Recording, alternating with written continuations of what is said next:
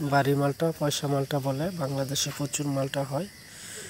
আপনারা বাড়ির আঙিনায় কিংবা ছোট পরিসরে বাগান করতে পারেন। মালটা একটি গাছ,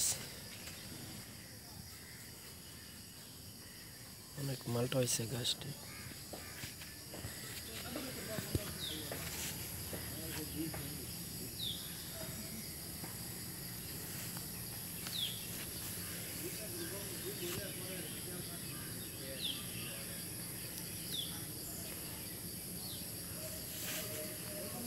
সুন্দর মালটা।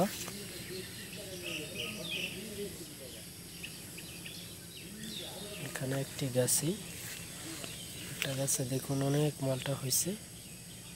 পরিপক্ক হতে আরো 20-25 দিন লাগবে।